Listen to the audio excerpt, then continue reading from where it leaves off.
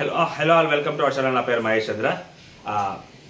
5 weeks అయిపోయింది, రేపటితో అయిపోద్ది. ఎవరు విన్నర్ అవ్వచ్చు అని మీరు అనుకుంటున్నారు అనేది కామెంట్ చేయండి.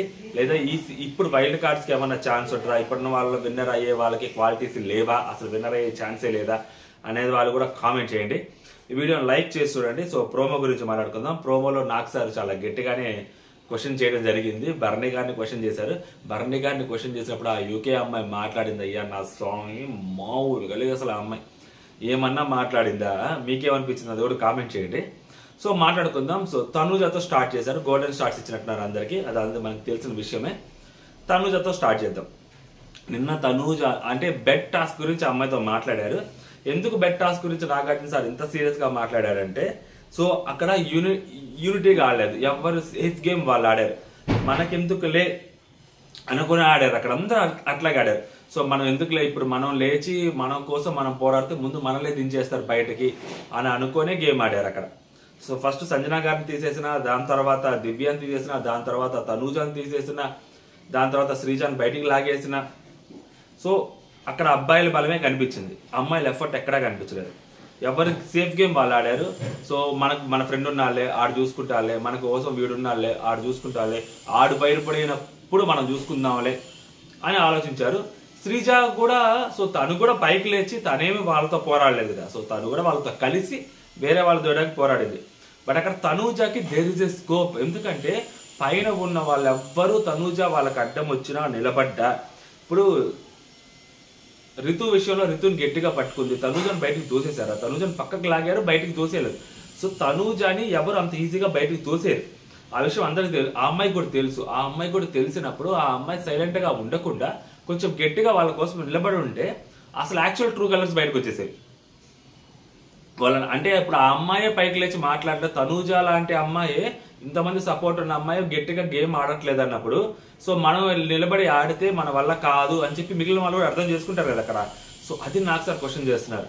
నువ్వు బెడ్ టాస్క్లో నీ వాడిన గేమ్ కరెక్టా? అక్కడ అమ్మాయిలందరినీ కలిసి తోసేద్దామని అనుకున్నప్పుడు నువ్వు నిలబడాలి కదా, నువ్వు గేమ్ ఆడాలి కదా. నువ్వు అలా గేమ్ ఆడలేదు కాబట్టి ఇప్పుడు నీ దగ్గర దాకా వచ్చింది, తర్వాత నీ దగ్గర దాకా వచ్చింది, తర్వాత ఆ అమ్మాయి దగ్గర దాకా ఎక్కడ వచ్చింది? ఆ అమ్మాయిని ఎవరు తోసారు? కెప్టెన్సీ టాస్క్ విషయంలో అనుకుంటా. ఆ తర్వాత నెక్స్ట్ మళ్ళీ సంజన గారు ఒక పక్క బయటకు వెళ్ళి కిందకి వెళ్ళిన తర్వాత ఆమె చెప్తున్నారు కదా కలిసి ఆడండి. దివ్యాన్ని తీసేస్తున్న విషయంలో సంజన గారు ఆల్మోస్ట్ అందరినీ బతినాడారు. అమ్మాయికి సంబంధం లేదు, ఆమెకి ఆ అమ్మాయికి అసలు గొడవలు సంబంధం లేదు, అయినా కానీ సంజన గారు బతినాడారు. రితు కమాన్, రితు గేమ్ ఆడు, రితు సో తనని కాపాడు, తను నీ కోసం ఫైట్ చేస్తుంది, నువ్వు తన కోసం ఇప్పుడు ఫైట్ చేయి, కమాన్ తనూజ కమాన్ లేయి ఫైట్ చేయి అని అంటే దూరంగా కూర్చొని చూస్తూ ఉన్నారు ఇద్దరు, ఏం మాట్లాడకుండా, ఏం సంబంధం లేకుండా. సో అందుకని వెళ్ళి నాకు సార్ క్వశ్చన్ చేస్తున్నట్టున్నాడు. ఆ సంజన గారు చెప్పినా కూడా నువ్వు చేయలేదు, నువ్వు గేమ్ సరిగ్గా నువ్వు గేమ్ ఆడలేదు, అక్కడ నువ్వు నిలబడి ఉండాల్సింది, పోరాడి ఉండాల్సిందని. నిజంగా అక్కడ తనూజగా నిలబడి ఉండుంటే, అడ్డంగా నిలబడి ఉంటే, సో తనూజాని తీసేసే ధైర్యం అక్కడ ఎవ్వరికి లేదు. ధైర్యం మీన్స్ వాళ్ళ సపోర్ట్ ఉంటుంది కాబట్టి ఆ అమ్మాయిని ఎవ్వరు తీసారు అక్కడ. సో అలాంటప్పుడు ఆ అమ్మాయి కొంచెం నిలబడి ఉంటే ఫైట్ జరిగేది. అట్లీస్ట్ ఒకవేళ అమ్మాయిని తీసేయాలని అనుకున్నా కానీ అది వేరేలాగా వెళ్ళేది. అమ్మాయి ఫైట్ చేస్తుంటే బాగుండేదేమని అనిపించింది. అక్కడ అమ్మాయిల్లో ఎవరైనా కానీ వాళ్ళ కోసం వాళ్ళు ఫైట్ చేస్తుంటే ఈ పాటకి మామూలుగా ఎలివేషన్ ఉండేవి కదా, శివంగివే అని పాట కూడా వేసుకునేవాళ్ళు. అక్కడ ఎవరూ ఫైట్ చేయలేదు, వాళ్ళ కోసం వాళ్ళు. దివ్య ఒకటి ఆ అమ్మాయి కోసం అమ్మాయి ఫైట్ చేసింది. ఇంకెవ్వరు అక్కడ టూ మచ్గా అంటే లైక్ అందరూ కలిసి ఒక ఇనిషియేషన్ తీసుకొని ఫైట్ చేస్తుంటే బాగుండేది, అక్కడ ఎవరు చేయలేదు కాబట్టి. సో నాకు సార్ అదే క్వశ్చన్ చేస్తూ ఉంటారు తనూజ అని. ఆ నెక్స్ట్ వచ్చేసరికి మన ఫ్లోరా గారిని, భరణి గారిని వాళ్ళు లేపుతారు. సో ఏదైతే దివ్యాన్ని కూడా లేపుతారు. సో నేను దివ్యతో మాట్లాడుతూ అడుగుతారు, నీ విషయంలో గుర్తురాంది, నీ విషయంలో అంత డెలికేటెడ్గా ఉన్న పర్టికులర్ పర్సన్ శ్రీజ మాట్లాడుతుంటే అలా తీసేశాడట నాకు సార్.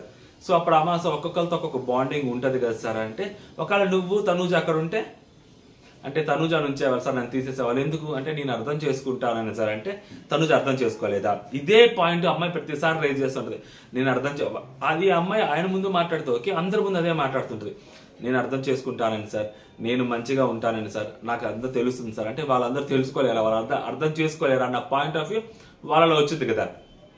సో ఈ అమ్మాయిని ఆలోచిస్తూ ఉంటుంది. అండ్ దట్టు వాళ్ళు కూడా అదే చెప్తూ ఉంటారు అనమాట. అంటే అమ్మాయితో నువ్వు అర్థం చేసుకుంటావని చెప్పి ఈయన భరణి గారు కూడా చెప్తా ఉంటారు. ఈయన భరణి గారు సరే ఆ అమ్మాయిని కూల్ చేయడం కోసం చెప్తున్నాను అని ఆయన ఫీల్ అవుతుంటారు. ఆ అమ్మాయి అదే పాయింట్ అక్కడ హైలైట్ చేస్తుంది. సో హైలైట్ చేసినప్పుడు భరణి గారితో మాట్లాడుతూ, నాకు సారు నువ్వు మా దృష్టిలో చాలా ఎక్కువ ఎదుగుతావు అనుకున్నావు, కానీ నువ్వు పడింది బెడ్ మించి కాదు, మా దృష్టిలో చాలా కింద పడ్డావని. ఎందుకంటే ఆ అమ్మాయిని లాగేసే విషయంలో, శ్రీజాని లాగేసే విషయంలో కంప్లీట్లీ వర్స్ట్ బిహేవియర్. ఎందుకంటే ఒక అమ్మాయి దట్టు అంత దారుణంగా హ్యాండిల్ చేయాల్సిన అవసరం లేదు. If it is a game అయినా కానీ అంత దారుణంగా హ్యాండిల్ చేయాల్సిన అవసరం లేదు. ఎందుకంటే ఆయన అప్పటి వరకు చాలా మంచిగా మాట్లాడుతుంటారు. అండ్ అది టూ మచ్ ఫిజికల్ అవ్వాల్సిన సిచ్యువేషన్ కూడా అక్కడ లేదు ఎట్ ప్రెసెంట్. అంత టూ మచ్ ఫిజికల్ అయ్యాడు అంటే సో తనూజాని ఎక్కడ తీసేస్తారన్న టెన్షన్ తోటి. సో ఎందుకంటే నాకు సార్ అదే అంటారు కదా తనూజ విషయంలో, నీ దాకా వచ్చి చూసావా అప్పుడైనా నీకు అర్థమై ఉండాల్సింది అంటే తనూజానే తీసేద్దాం అనుకున్నారు అక్కడ అందరూ కలిసి. సో తనూజాని ఎక్కడ తీసేస్తారన్న భయంతో భరణి గారు ఇక్కడ తీసేస్తారు, లాగేస్తారు. అప్పుడు అమ్మాయి డ్రెస్ అంతా అలా కొంచెం అది నాకు సార్కి కానీ చూస్తున్న వాళ్ళు ఎవరికైనా కానీ చాలా ఓస్ట్ అనిపిస్తుంది. అదే మాట్లాడుతుంటారు. ఈ లోపల ఫ్లోరా గారికి ఒక వీడియో చూపించి చూసా ఇప్పటికైనా అర్థమైందా అని చెప్పి, యాక్చువల్గా అది భరణి గారి మీద పోస్ట్ చేస్తారు ఎడిటర్. డెమో ఉంటే రితు చౌదరిని సేఫ్ చేస్తారన్న ఆలోచనతో నువ్వు డెమోని తీసేసావు కదా, అది నీ స్ట్రాటజీ కదా, అదే స్ట్రాటజీతో తీసేసావు కదా అని చెప్పి ఫ్లోరాని అడుగుతారనమాట. బేసిక్గా అది మన అన్నీ మీద బర్నీ అన్నయ్య మీద పోస్ట్ చేస్తారు. కానీ అక్కడ వీడియో వేసి చూపించాల్సిన అవసరం కూడా లేదు ఫ్లోరాకి. ఆల్రెడీ రాము రాథోడ్ చెప్తూనే ఉన్నాడు ఆ బర్నీ అన్న ఫస్ట్ పడ్డాడని. కాకపోతే అప్పటికి రితు మీద ఉన్న కోపంతో నెక్స్ట్ రితుయే వెళ్ళిపోతుంది డెమో లేకపోతే అన్న థాట్లో మనం ఇంతకు ముందు ఏదైతే దివ్య విషయంలో డెసిషన్ తీసుకున్నామో సేమ్ ఇప్పుడు కూడా అలాంటి డెసిషన్ తీసేసుకుందాం అని చెప్పి ఆమె చెప్పింది. అంతే తప్పితే అక్కడ క్లారిటీ లేక కాదు, అక్కడ రాము రాథోడ్ ఫుల్ క్లారిటీ ఉంది. ఆ క్లారిటీ తోటి రాము రాథోడ్ ఒక మాట ఫ్లోరాకి చెప్తాడు. ఇప్పుడు డైరెక్ట్ గా మనం రాము రాథోడ్ అక్కడ పడిన డెమోని తీసేస్తే రాము రాథోడ్కి భరణి గారికి ఒక బాండింగ్ ఉంది కాబట్టి మళ్ళీ రాము రాథోడ్ మళ్ళీ సెల్ఫిష్ అనుకుంటాను, రాము రాథోడ్ తప్పు చేశారని అనుకుంటాను. రాము రాథోడ్ ఒక మాట వేసాడు అక్కడ ఆమె దగ్గర, ఫ్లోరా గారి దగ్గర. బట్ ఫ్లోరా గారు మైండ్ లో వేరే రన్ అవుతా ఉంది కదా డెమోన్ ఉండకూడదు అని. సో అందుకని చెప్పి డెమోన్ లేకపోతే నెక్స్ట్ పడిపోయేది రితుని అని తెలిసి డెమోని లేపేస్తారు, డెమోని తీసేస్తారు వాళ్ళు. ఫస్ట్ పడింది అది కాకుండా ఎవరైతే దొయ్యడానికి వచ్చారో సో వాళ్ళనే మనం తీయాలనుకున్నాం కదా, సో అలాగే తీసేద్దామని చెప్పి ఆమె ముందు ఏదైతే ఉందో సో దివ్య మ్యాటర్ని దాన్ని ఇక్కడ యాడ్ చేసుకుంటూ తీసేసింది తెలివిగా. దానికి వీడియో వేయాల్సిన అవసరం కూడా లేదు. అక్కడ ఆమెకు క్లారిటీ ఉంది ఎందుకు తీసేసింది అనేది. సో ప్యూర్ స్ట్రాటజీ అనమాట. ఇప్పుడు ఆ వీడియో వేసి మరి ఏం ఎక్స్ప్లెనేషన్ ఇద్దామని అనుకున్నారు? బర్నీకి మేబీ ఎక్స్ప్లెనేషన్ ఇద్దాం అనుకున్నారు. నువ్వు నా నీ టచ్ అయింది, నా నీ టచ్ అయింది, తన నీ టచ్ అయింది, తన నీ టచ్ అయింది, వెయిట్ ఒక్క నిమిషం, తన నీ టచ్ అయింది అన్నారు కదా. సో ఇప్పుడు ఖచ్చితంగా ఇలాగా నువ్వే పడ్డావు ముందు అని చెప్పి బర్నీ గారికి చూపించడం కోసం ఆ వీడియో వేసుంటారు. సో ఫ్లోరా గారికి అయితే వీడియో వేయాల్సిన అవసరం లేదు, ప్యూర్ స్ట్రాటజీ. అండ్ నెక్స్ట్ లాస్ట్లో యూకే అమ్మాయిని కోసం ఒక యూకే అమ్మాయిని తీసుకొచ్చారు. ఆ అమ్మాయి మాట్లాడింది విను అని చెప్పి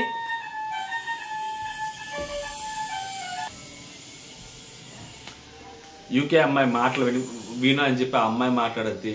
సార్ మీరు ఒక నిమిషం, అసలు అది మామూలుగా లేదు, ఎన్నిసార్లు ఇలాగా నా మాటలు.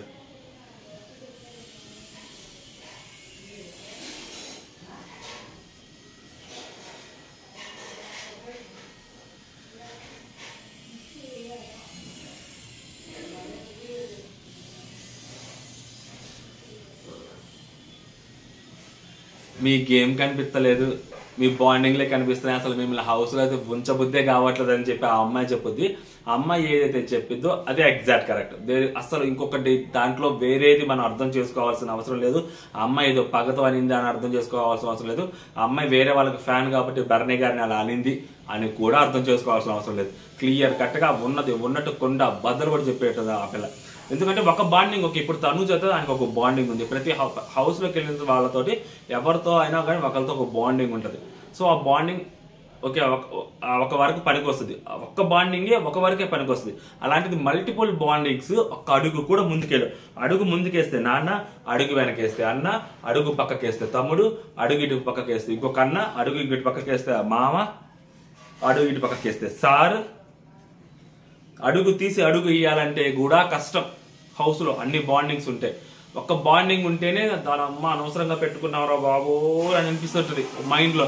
కాబట్టి ఇంకేం చేయలేములే అన్నది కూడా ఉంటుంది. ఇప్పుడు అలాంటిది అన్ని బాండింగ్స్ ఉంటే ఏం చేయలేరు, అడుగు కూడా అడుగు తీసేయలేరు. ఆ అమ్మాయి చెప్తే ఉంచబుద్ధి అవ్వట్లేదు అని, నిజంగా చూడబుద్ధి కూడా అవ్వట్లేదు.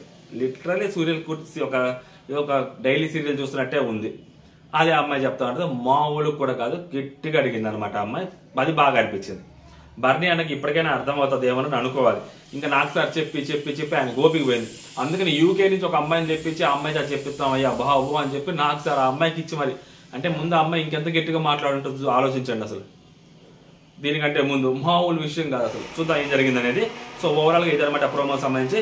జై హింద్.